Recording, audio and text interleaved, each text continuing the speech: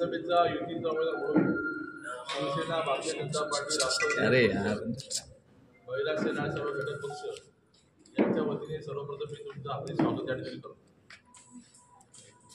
उद्या माननीय मुख्यमंत्री एकनाथ शिंदे साहेब यांचा पगार दौरा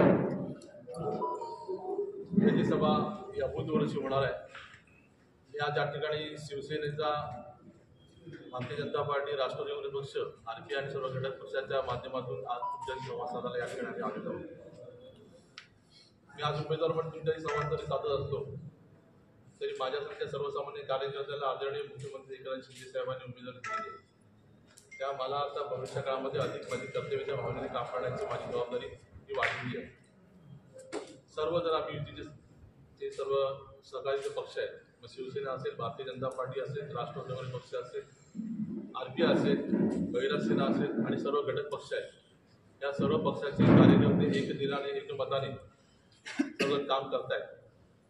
त्या निमित्तानं बसलेले आमचे नेते शिवसेनेचे पाठक साहेब ज्यांच्या मार्गदर्शनाने आम्ही काम करतो ते आमचे नातू साहेब, त्याचप्रमाणे सदानंद चव्हाण साहेब आमचे ज्येष्ठ मार्गदर्शक आहेत, जिल्ह्याचे अध्यक्ष बाबाजी जाधव या ठिकाणी आहेत, शशिकांतजी चव्हाण सुद्धा आहेत.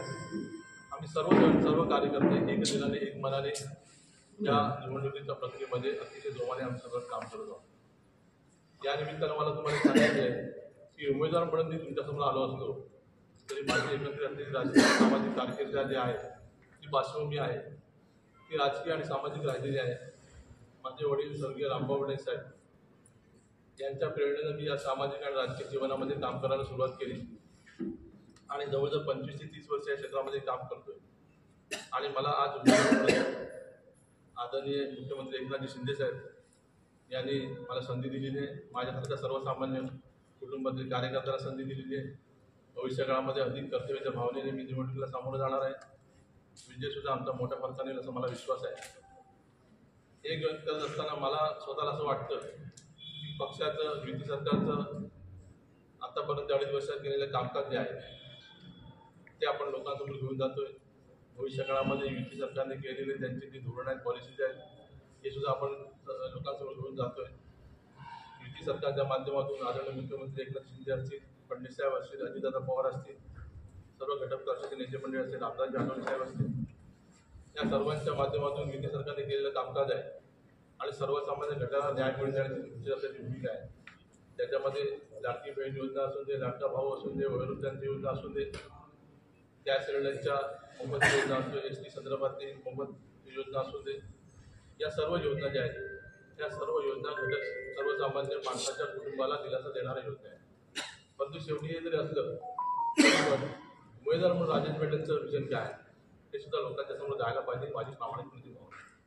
जेव्हा लोक आपल्यावरती विश्वास ठेवून मतदान करतात तेव्हा लोकांना सुद्धा कळायला पाहिजे की राजेश पेटेल आमचा उमेदवार जो कसा आहे, त्याचं विजन स्वतःचं काय आहे हे सुद्धा कळणं गरजेचं आहे. आणि म्हणून त्यासाठी मी तुमच्याशी संवाद साधण्याचा प्रयत्न करतो. राजेश पेटेंची कोरडी पार्श्वभूमी ही साधी राहिलेली आहे. माझे वडील जरी आमदार होते असले तरी सुद्धा सर्वसामान्य कुटुंबातला माणूस म्हणून माझं राहणीमान सतत राहिलेलं आहे. माझं स्वतःचं विजन असं आहे की मी कुणबी समाजातून येतो. कुणबी समाजाच्या सर्वांगीण विकासासाठी मी नेहमी काम करण्याचा प्रयत्न आतापर्यंत केला. माझ्या राजकीय आणि सामाजिक जीवनामध्ये माझा स्वतःचा एक ध्येय राहिलेलं आहे की कुणबी समाजाचा सर्वांगीण विकास व्हायला पाहिजे, त्याला योग्य न्याय आणि समान संधी मिळायला पाहिजे, त्याचा अधिकचा न्याय मिळाला पाहिजे आणि कुणबी समाज हा सर्वांची जीवनमान त्यांना उंचायला पाहिजे.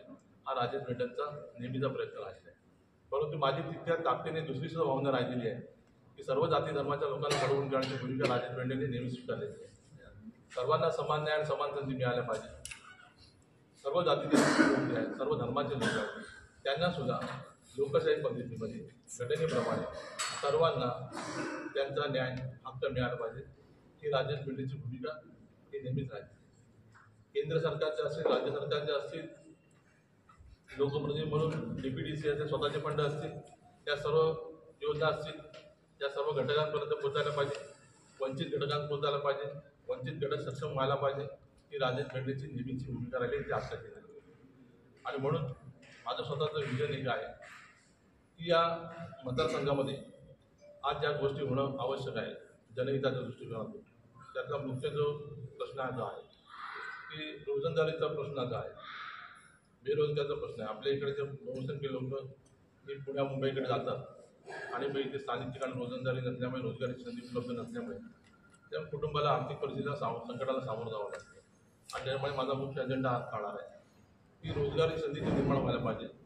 पण ती करत असताना त्यासाठी शेती जी आहे, शेतीला प्रोत्साहन देण्याची भूमिका आपण स्वीकारायला पाहिजे. तरुणांना शेतीवरती आर्थिक उत्पन्न मिळते यावर विश्वास बसत नाही. कारण आर्थिक उत्पन्न जसं ते आपण पारंपरिक शेती करतो, भात शेती करतो, त्याच्यावरतीच ती पारंपरिक शेती सध्या आपण बहुतेक ठिकाणी पाहायला मिळते.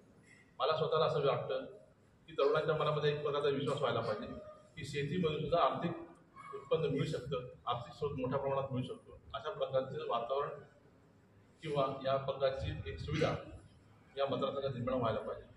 अधिकाधिक जमीन ही सिंचनाखाली यायला पाहिजे. अशा प्रकारचं काम करण्याचा आमचा म्हणून आहे.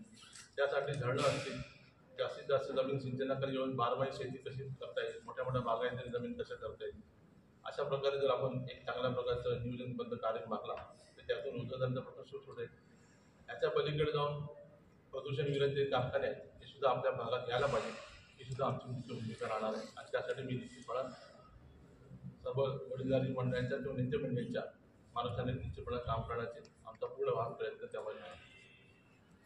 लोकांच्या फार मोठ्या अपेक्षा लोकप्रतिनिधी म्हणून असतात.